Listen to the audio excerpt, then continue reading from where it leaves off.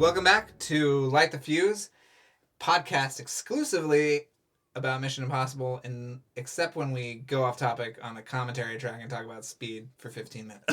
And Twister. And also on today's episode with Paul Hirsch, because most of today's episode is about Star Wars. It is, yeah. But we're not gonna be sitting in Paul Hirsch's study and not asking about Star Wars and Empire Strikes Back. Yes, I'm Charles Hood. Drew Taylor, once again, we're here. We're wrapping up our 3-part Paul Hirsch. Yes, but you're going to get some really great, juicy stuff. And for any of you who are just dropping by, please check out our old episodes, because we have done amazing interviews with Christopher McQuarrie and Brad Bird and Robert Elswit and Eddie Hamilton, our favorite person. Yeah, I mean, there's just so many Lauren great Balfe. Interviews we've done. Lauren Balfe, the composer of Fallout, who just did an amazing job with that movie and with everything that he does. And we also have other great episodes. We've done making-ofs for the first 3 movies. We've done episodes about the marketing. We've done an episode about Oliver Stone's Mission Impossible 2, which is fascinating because we got a hold of the script. Yep. Unmade Missions is all about the unmade Mission Impossible movies that didn't happen, like David Fincher, Joe Carnahan, so many people who were involved with this series who never got a finished movie, Frank Darabont. Right. It's a lot of fascinating stuff, so please, we urge you to go back and listen to those. And if you've already listened to them, check them out again. Yeah, listen to them again. I don't know if that helps our tally, but it helps our egos. Yes, it helps the ego, yeah, please. And also join up for Patreon if you have a couple extra bucks. Yeah. We did a great commentary for the first movie, which is what I was referring to on the intro there. And we'll do more commentaries for all 6 movies. And I think we'll start doing the show at some point as well. We'll do the 80s show. That'll be a fun one. Yeah. The whole point is that you watch along with us. And to that end, we also do a monthly Skype chat. Yes. Where you can either send in your questions, you can record yourself asking questions. We will answer these questions. And I think it's going to be... or you can just join us on the Skype chat. Just join us on the Skype chat and just talk to us. And we'll send you audio of that. So that's like a bonus episode once a month, too. Yes. So you visit our Patreon, patreon.com/LightTheFuse, to see all the different tiers you can sign up for. And we've got a lot of great stuff coming up on the show, too. We've got Carly Wiesel from Travel and Leisure, who's going to come on and talk to us about the sort of unmade theme park attractions, what we want from the South Korean park. Yes, which is opening in a couple of years. Yeah, 2022. And we got a lot of interviews in the works. We do. Some big names. Yes, so just stay tuned. Subscribe if you haven't subscribed. Also, I think that Mo is sending us the Fallout vinyl because he asked for our addresses. Oh, so he did? Yes. Both of us? Yes. Oh, good. Mo Shafiq, who works at Mondo. Charles doesn't want me to get any favoritism on this deal. But maybe we'll have him on when that comes out. Mondo we have an episode about that as well. We interviewed Mo about the vinyl release of the first Mission Impossible movie, the Elfman vinyl soundtrack. Mm-hmm. And so now they're doing Fallout, and it sounds like maybe we're going to get a little early taste. We'll have to have Mo back on the show again to talk about that. But I guess that's about it for now. This is enjoy a lot of Star Wars talk, a little bit of John Hughes as well. It's awesome. We were in the presence of greatness. Yeah. He was wonderful. I feel like we're just looking for father figures, too, on the show. That is, I mean, it's always been like that. Yeah, I think both of us have a lot of daddy issues. Yeah. As we've talked about early in the show, about my relationship with my father and me just trying to get his attention. Yeah. It's tough. But you got Paul Hirsch's attention. Yeah, we're trying. We got good father figures coming out of the show here. And come back after the interview because we'll have some more stuff then. Did you ever want to... I mean, you'd been working with Brian for so long. Was there ever a talk of putting a split screen in Mission Impossible? I don't know. He was the big proponent of split screen. I was always very, indifferent to it. I thought the problem with split screen is that it takes you out of the movie emotionally. It's interesting, but it's like what we call a Brechtian distancing device, where you're watching but you're not really connected. So there's this barrier between you and the characters in a way. So it's interesting to see something from 2 different perspectives or some counterpoint that's going along, but to me it works best when it's a phone call and you see people on both sides. Right. But that's not interesting to Brian, that's not what he's interested in. I think in the De Palma documentary he talks about how the split screens in Carrie don't work because it's action or something like that. Do you recall that? Because you cut Carrie, right? Yes. Well, what happened was a lot of people reacted negatively to the split screens, and he had shot the thing. Sometimes he wouldn't protect the whole frame. He would just protect the side of the frame that he was interested in. Oh. There might be light stands and crew standing on the other side. So we were locked into split screen for that. But occasionally he would have. So whenever I could, I would go full frame. And the other thing that was problematic for Carrie was that she would look at something to make it move. She had this telekinetic power. So the way we communicated that in filmically, was she would look at something, you cut to it, and it would jump out of frame, and then she would follow it with her eyes, and it would, or whatever. So the split screen is introduced in Carrie just after the blood is dumped on her. There's no split screen up to that point. It's all slow motion. And she lifts her head up, and the kids who pulled the prank are trying to get out the door.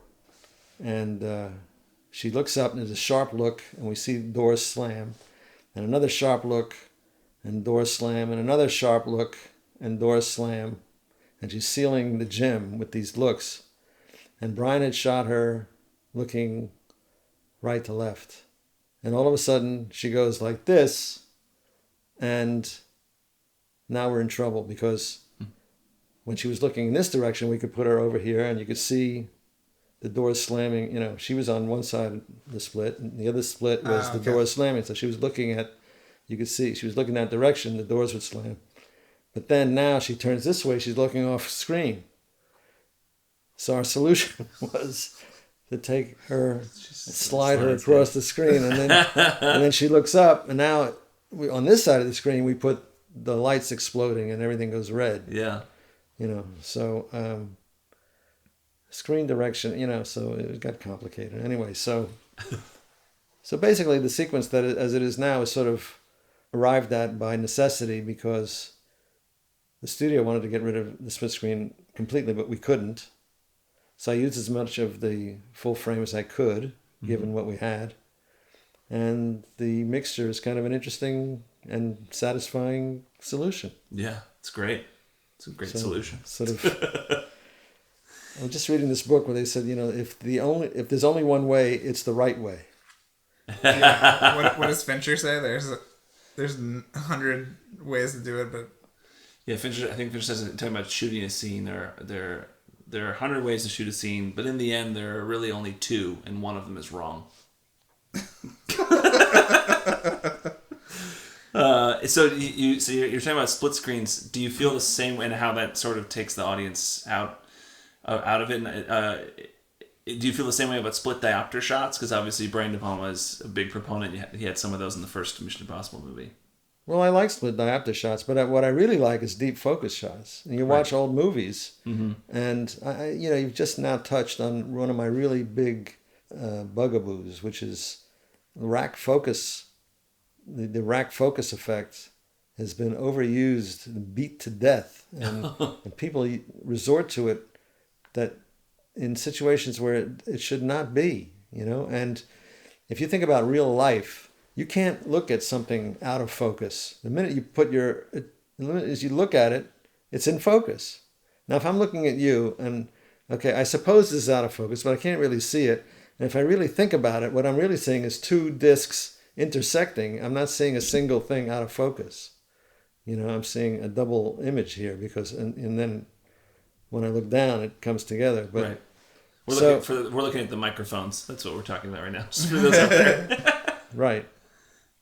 Exactly. So I hate when there's a big out of focus image on screen, because I find myself, say there's a raking shot in a car. There's somebody in the foreground, somebody in the background, and they're talking, and then the person closest to you stops talking, and they rack focus to the person who's away from you.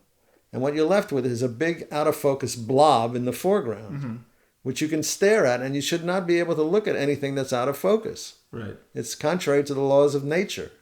And you have this conversation with photographers, and they go, no, it has to be that way, because they're thinking in terms of photographic lenses.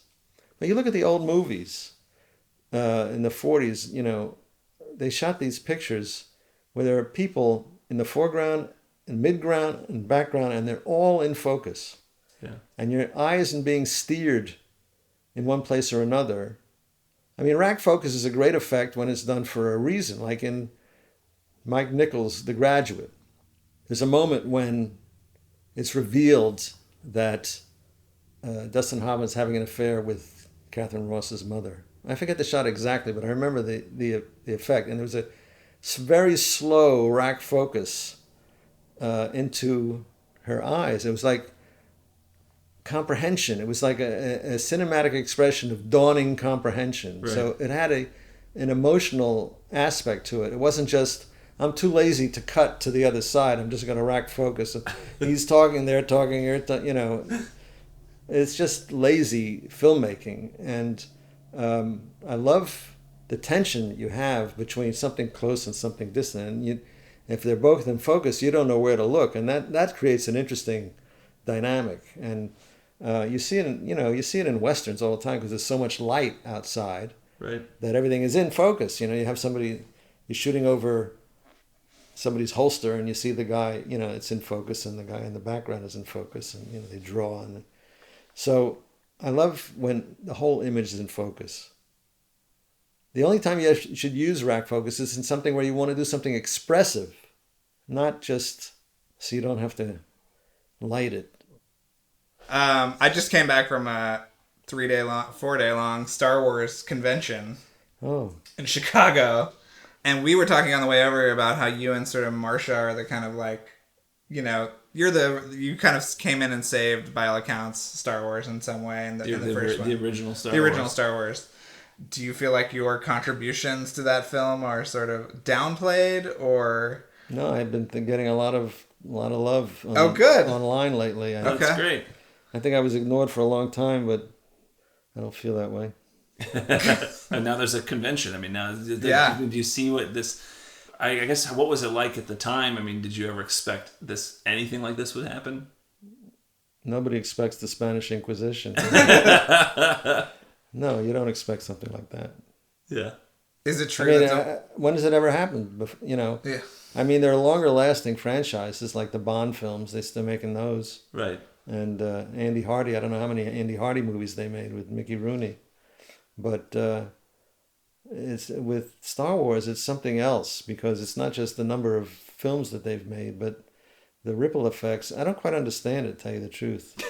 You know, and the ripple effects in the larger culture and this the cult aspects of it. I mean, it's just sort of mysterious what it's all about, really. You know, what is the essence of Star Wars? If it's not Skywalker, I mean, if it's not Luke.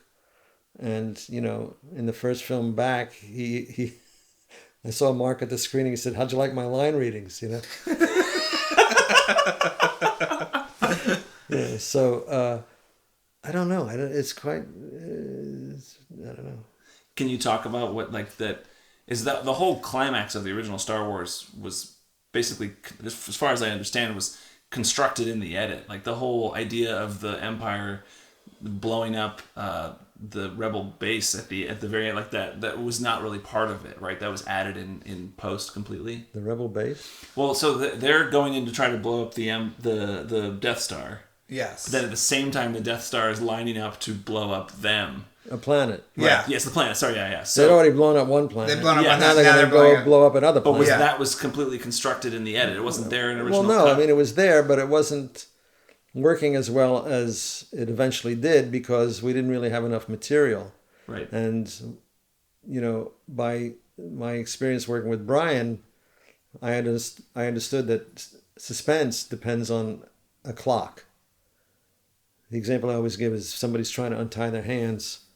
You know, after a while it gets pretty boring. You know, they're struggling with, you know, come on, how long are we going to show this? But if their hands are tied to a railroad track and there's and then you cut to a train coming, you know, then it has a whole different, you know, so you have to have has a different effect. So you have to have the feeling that time is running out.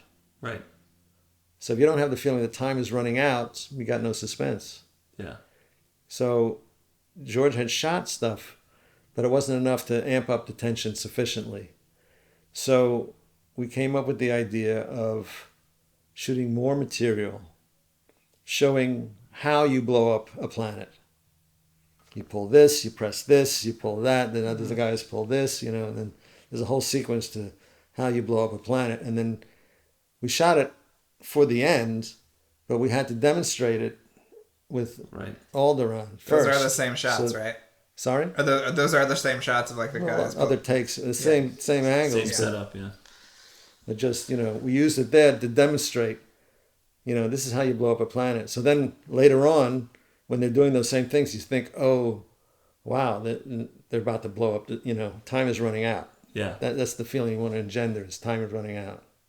And, and then there was a shot of Tarkin just before the Death Star blew up, because I wanted to personalize the moment into something human, because otherwise it would just be machine, boom, So you had to put a person in there. It was exactly the same thing I had done with Carrie when building up to the yank of the blood falling. I cut to a big close-up of Nancy Allen grinning just before the blood hit, Yeah. To give that personal aspect to give it a little dramatic spin instead of just recording events. Right. It had a character dimension to it.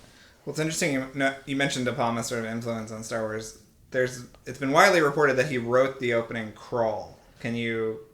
Yeah, well, we had a screening, and the original text wasn't working, and after the screening, it was the director's screening. A bunch of directors came up to Marin to watch the movie. Who all was there? Do you remember? I believe Willard Huyck and Gloria Katz were there. Steven Spielberg was there. Matt Robbins and Hal Barwood were there. And... Coppola was not there. But Brian De Palma was there. Brian was there. I think that was it. Scorsese was supposed to come up, but he begged off at the last minute, saying his asthma was too bad. He was in L.A., and the flights were delayed because of fog. And I think it was really, I don't know if I was told this or I heard it or made it up, but the speculation was that he was afraid he wouldn't like the movie, and he was embarrassed. He didn't want to be in a position of not liking the movie. Right. So he just sort of... Yeah. He didn't come. Was the early word not good at that point? Was it like people were afraid the movie wasn't going to work? I don't know. There had been a teaser trailer out, so... The story is that De Palma was the one who was the only dissenter in the room. Well, Brian was a big tease, Brian is a big tease, So he kept saying, "What's that big magnet? No, I'm sorry." He says, "What's this tractor beam stuff? What's tractor beam? What is that? Tractor beam." So George explained, "Well, that's when they're pulling the..." He says, "Oh, you mean the big magnet? Oh, the big magnet." And he says, "What about, And then he was just... Brian's a big tease. He loves to give people the needle, I consider myself a pincushion when I'm around him. He just can't, he can't resist, But it's all in good fun. And then you cut his space movie. Huh? Then you cut Brian's space movie. Mission to Mars. Yeah. But so sorry, I didn't mean I interrupted you before, but so how did it end up that De Palma wrote the opening? Right, so everyone agreed that, it's great, and it's a lot of work to do because the effects are, whoa, boy, do you have your hands full. But, it's working pretty well, but this opening, it's just not good. You have to tee up the movie a little better than, you have to write something that takes us into the beginning action. So and Jay Cox was there. Right. So Brian and Jay and Gloria, I think, or maybe Gloria and Willard worked on the 3 paragraphs and turned it into what we have now. Wow. Did they do it that day, actually, that night after watching it? Yeah. Wow. Yeah, the screening room was right next to the cutting room. Right. So we went from the screening room up to the cutting room. There's 2 people in this room that have been to Skywalker Ranch. But not me. This wasn't at the ranch. Oh, wasn't it? No. This was at what is now George's house. Oh, okay. Wow. On Parkway in San Anselmo. So there was a crawl? Yeah. But it just didn't make sense, or it was... It was off the point, or gave too much information that was irrelevant, or I don't really remember. It was sort of... Right. It's too general, and I could probably dig it up if I looked for it. Yeah. How did you feel about the prequels and what George was doing there? Well, I think his visions of environments is absolutely singular, I've never known anyone to come up with such interesting, like that Senate. That's like an inside of a beehive or something, and the underwater worlds, and I mean the environments that and the worlds that he dreams up, or has somebody do for him. He was more like an impresario than doing it all himself. He would hire people, and so in that sense, I thought the films were extraordinary.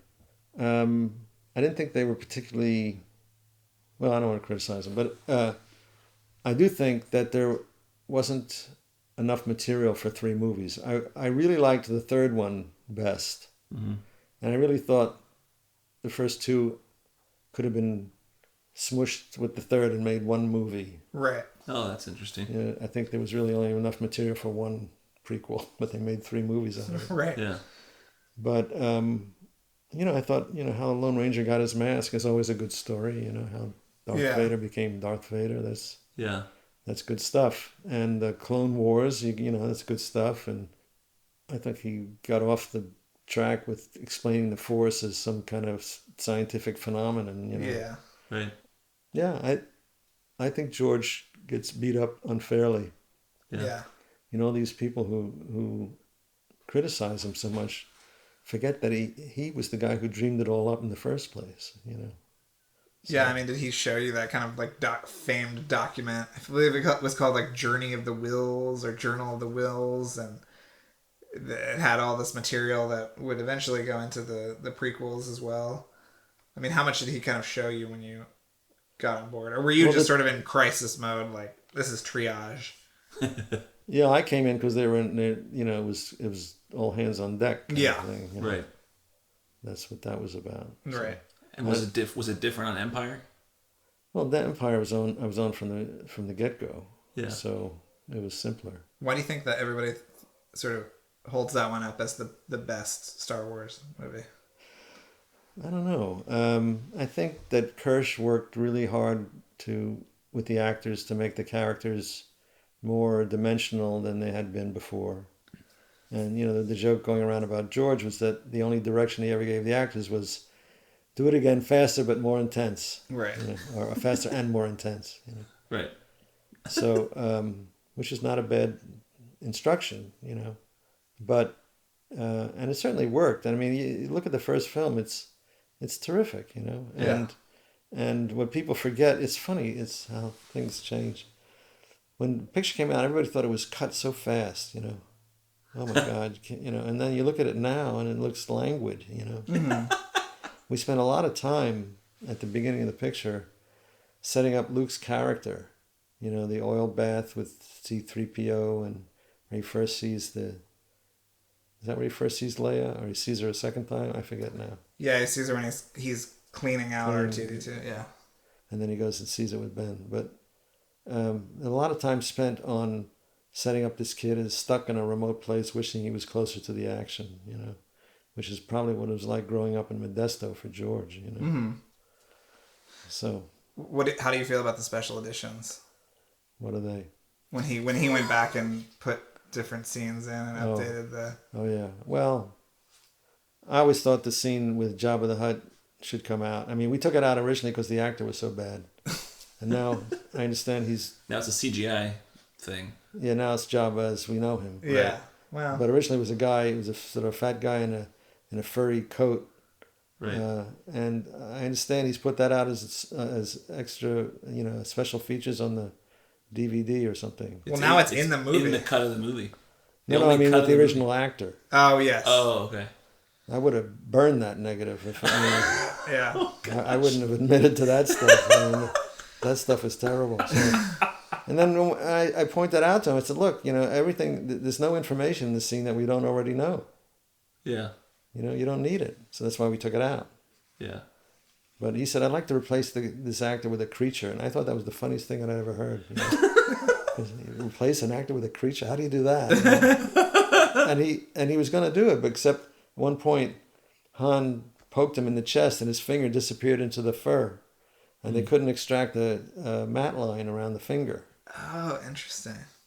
You can read all about this in my book. Yes, let's talk about your book. What is it called? When is it coming out? I've written a book about my 50 years in the business. Amazing. And it's titled A Long Time Ago in a Cutting Room Far, Far Away. Great title. That's awesome. And it details many of the fascinating people I worked with, how I got started in the business, many of the pictures I worked on and what the aesthetic problems were and how we solved those problems. And it's a cracking good read, I would say.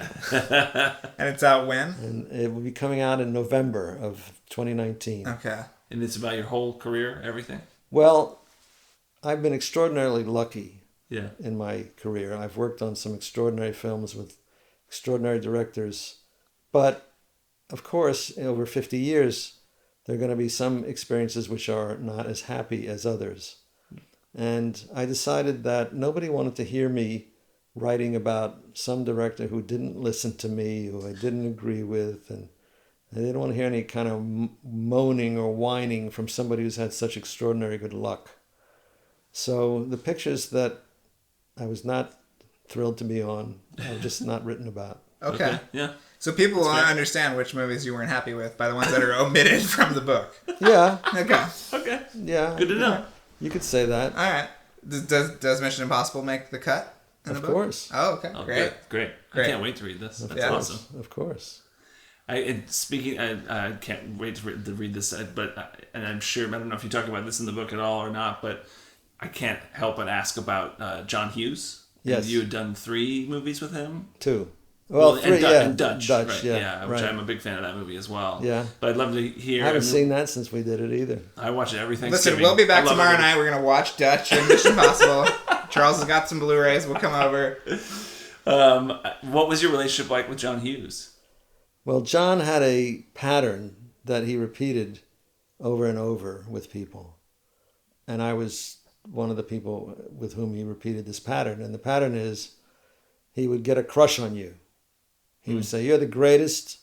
Right. And he would endorse everything you did. He loved everything you said, and he loved your ideas. And at some point, he would decide, no. And then he would stop talking to you. Right.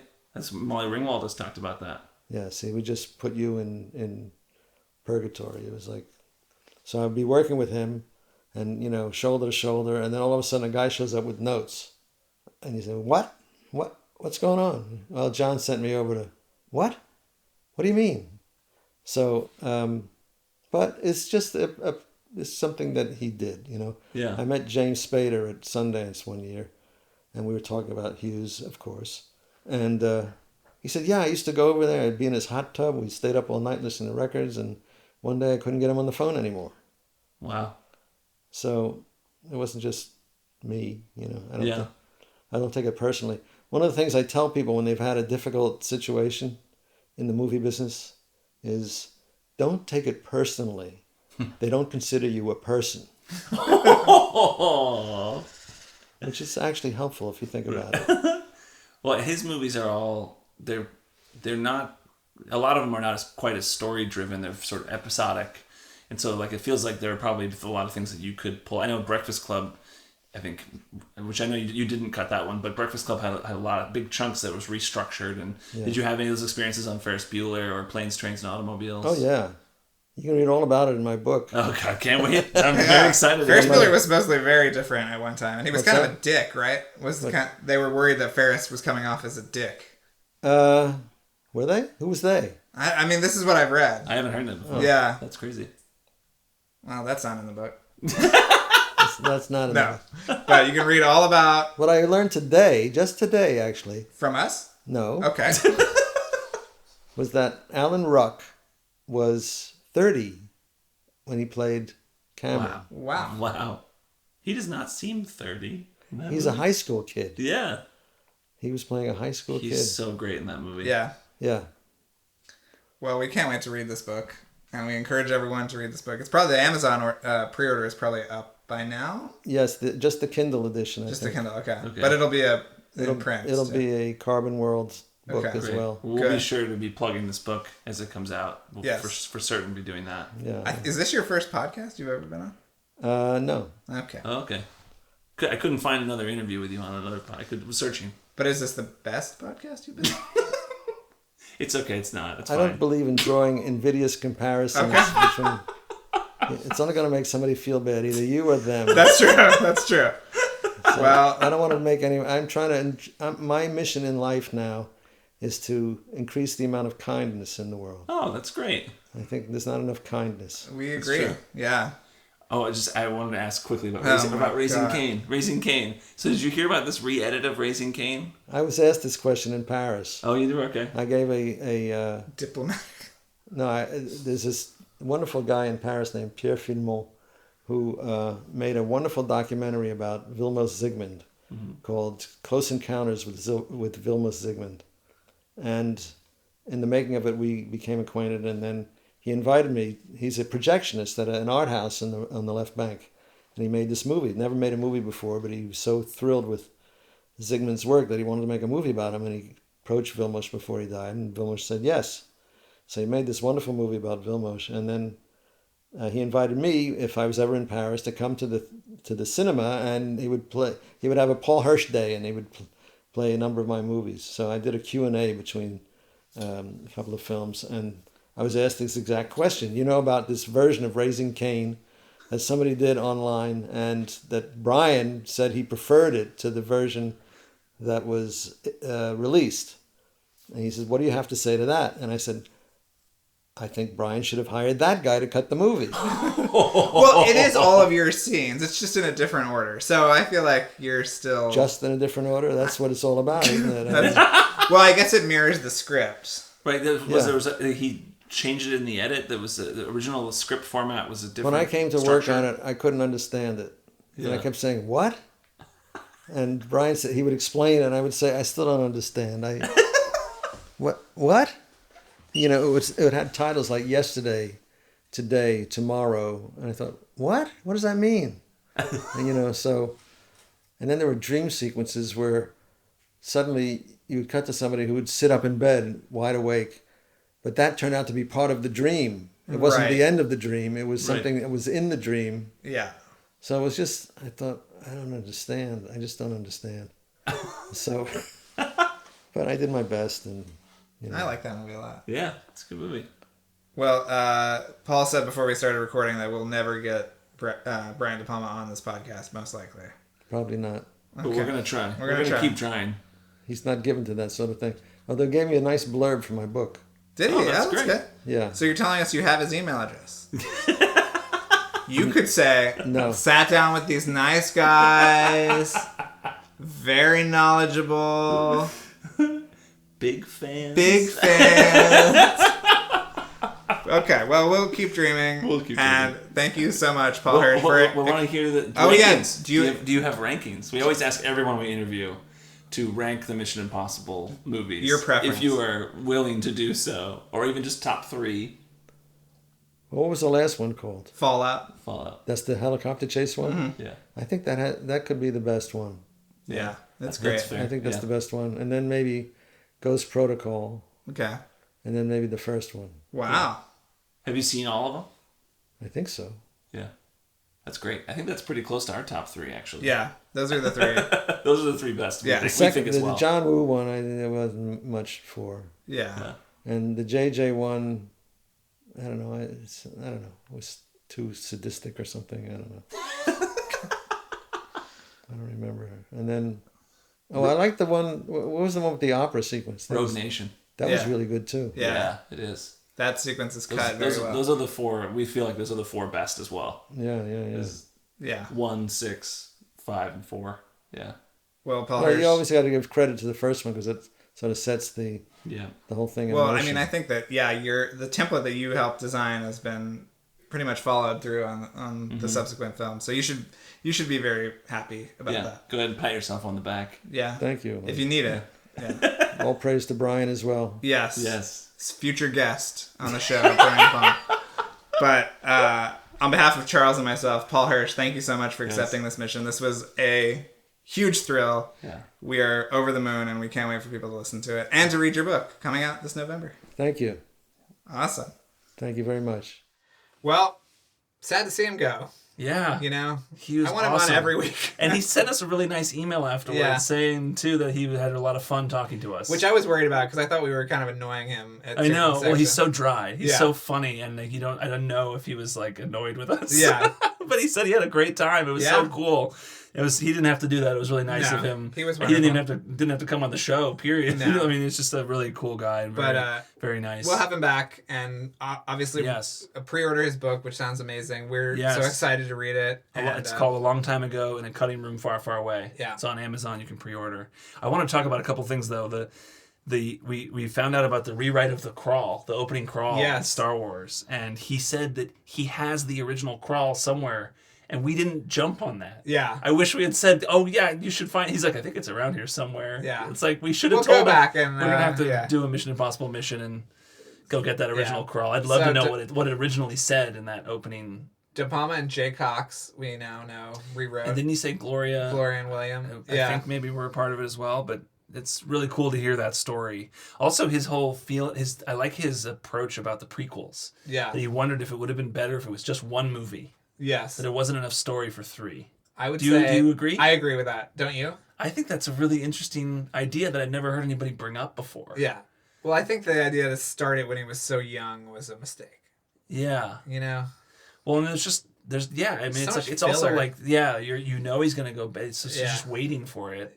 But one prequel would have been really cool. Yeah, and I don't think that I don't know from watching the originals that I thought he was like this ultimate evil. He was sort of just the Emperor's goon. Right. You know, I don't know. It's kind of inflated his... There's always so much... It's always better when it's left to the audience's imagination. Yes. This is why I don't understand the people who were so upset about Snoke in The Last Jedi. It's like, do you really they want to know who he was? Who was he? It's I don't care. No. He's so much less interesting than anybody else, and especially he'd be less interesting if I find out more about him. Yes. And then also I have so I tried to get him to talk about Planes, Trains, and Automobiles, and John Hughes, and he deferred because he wants us to read the book, which obviously we are definitely going to read the book. But I wanted to share with a couple of things that he had talked about in another interview about Planes, Trains, and Automobiles. Like that movie, the original cut of it, there was a whole subplot that they dropped where Steve Martin's wife thought that he was having an affair. Oh, interesting. That he wasn't really with John Candy and that he was out like carousing with women. Interesting. And it was like, so the movie was like, the first cut was 3 hours and 45 minutes, and the final cut is 90 minutes.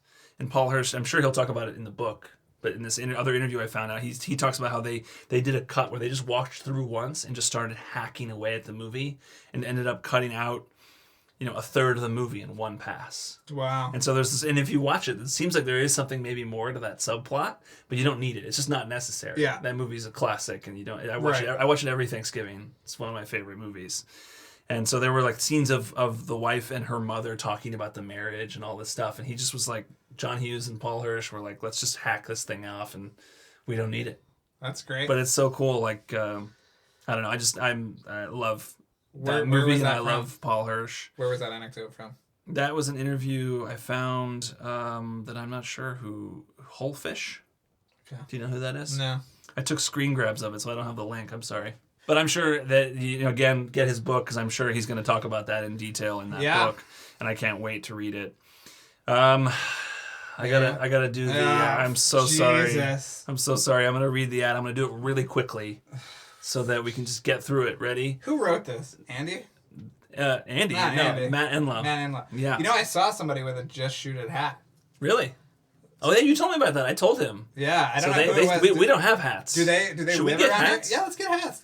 Well, they got a good following. They do live episodes.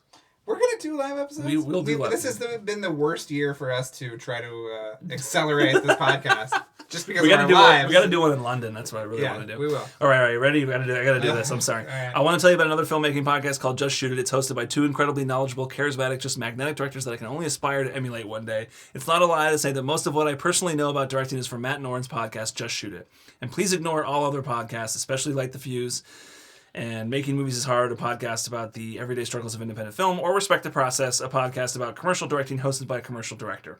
Just Shoot It covers literally everything those podcasts cover, and then some. If you care about the craft and business of filmmaking, from how to sell projects to casting actors to designing the perfect shot list, Just Shoot It covers it all. So stop listening to this podcast right now, type in Just Shoot It into your podcast app, and get ready to have your filmmaking mind blown. I'm sorry, but I don't think that they've covered the Mission Impossible movies as like we have. Do we need to go on there? They say that we should go on there. Just talk Mission Impossible? We should just hijack their podcast for a month. Very into that. And just talk about Mission Impossible. These guys. Swear to God. Since they've hijacked our podcast for a month. All right, well, go throw us some money on the Patreon. Yes, please go to the Patreon. We got our commentary up now, finally. Yeah. So please, I think you'll enjoy that. It was a lot of fun recording that. It was fun. It was great, and we're going to do one every month. Yes. So we're gonna do a commentary for something every month. Yes, and T-shirts. T-shirts are there. It helps us to get T-shirts. Does if you it buy really a shirt. help that much? Yeah. We get money from the shirts. How far away are we from just breaking even? Like hundreds of dollars? I think on our monthly right now, we're not too far. But we've also been paying out of pocket for a while. So we've been paying out of pocket for a while. So yes, we have to earn more to earn back what we've already paid. Right. So yeah, it's a little bit of a trek, but we're getting there. We're getting there. Okay. So please go to our Patreon, look at our shirts on the website, and help us out, because if you love this podcast, you want us to keep doing it, we need help. Yeah. And desperately. So, as always, this episode is brought to you by Jeremy Dillon, and it was mixed by Luke Burson. So thank you guys so much for making this happen. And I think that is it. All right, we'll be back next week, and until then, bye.